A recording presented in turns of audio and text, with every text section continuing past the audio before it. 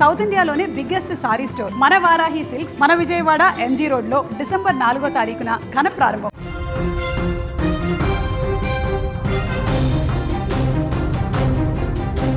కంటికి రెప్పలా కాపాడవలసిన మావయ్యే కాల యముడిగా మారాడు. నవ్వుతూ మావయ్య చెయ్యి పట్టుకొని వెళ్తున్న ఆ చిన్నారికి తెలియదు అది మృత్యువుతో చేస్తున్న ప్రయాణమని.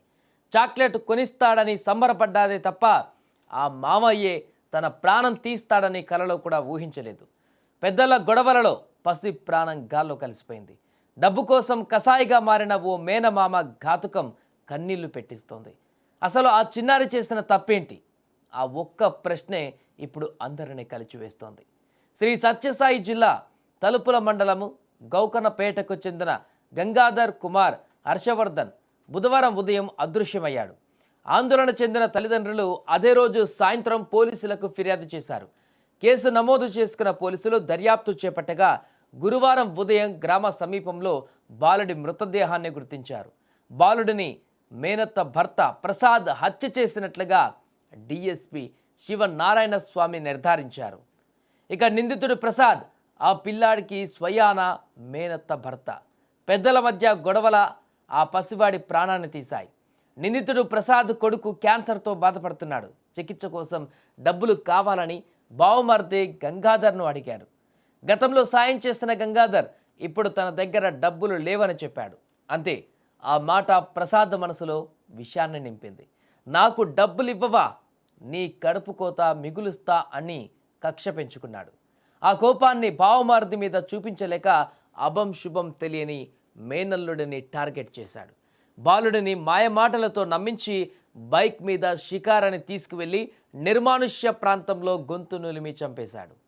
ఇక అల్లారు ముద్దుగా పెంచుకున్న బిడ్డ విగత జీవిగా మారడం చూసి ఆ తల్లిదండ్రుల గుండెలు పగిలిపోయాయి.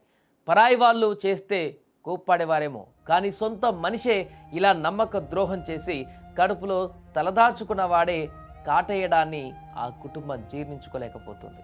వాళ్ళు చేస్తున్న రోదనలు చూసి ఆ ఊరంతా కూడా ఇప్పుడు కన్నీరు పెడుతోంది.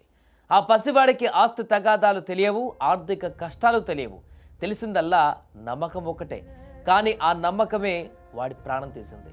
పెద్దల పంతాలకు కోపాలకు నిండు నూరేళ్లు బతకవలసిన ఓ బాలుడు బలైపోయాడు. ఈ ఘటన సమాజంలో మానవ సంబంధాలు ఎంతలా దిగజారిపోతున్నాయో ప్రశ్నిస్తోంది. ఇక ఈ ఘటన పట్ల అక్కడున్న స్థానికులు కూడా తీవ్ర ఆగ్రహాన్ని వ్యక్తం చేశారు. అభం శుభం తెలియని ఒక బాలుడిని చంపిన ఆ వ్యక్తిని శిక్షించాలంటూ కూడా వారు ముక్త కంఠంతో డిమాండ్ వ్యక్తం చేస్తున్నారు. ఇట్లా బడిలో నుంచి పిలిచిరొచ్చి సేనకాడి పిలిచేవి 2-3 సార్లు తిప్పినాడంట. మళ్ళా పోతానమ్మ చెప్పేసి పోయినాడంట సార్. అంతవరకు తెలుసు సార్ ఆయన పోయినది. మళ్ళీ నేను ఫోన్ చేస్తే ఒకసారి పులుకుంట కాడ అంటాడు, ఒకసారి తలపల్లో ఉన్నాడు అన్నాడు. నేను కదిరిలో నుంచి ఇడికి వచ్చాక ఆయన రాలేదు సార్, ఇక్కడే ఉన్నాడు. అన్న ఎక్కడ ఉన్నాడు? ఈ ఏరియా పులకుంట కల్లే ఉన్నాడు సార్ ఆయన.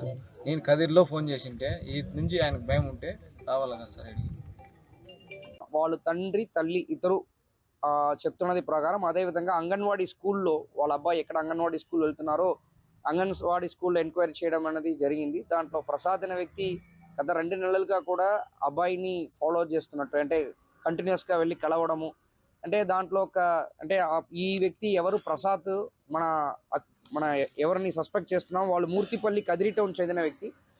వాళ్ళు రెగ్యులర్గా ఈ గరికిపల్లికి వెళ్ళడము, అక్కడే టైం స్పెండ్ చేయడం అనేది మనకు జరుగుతుంది.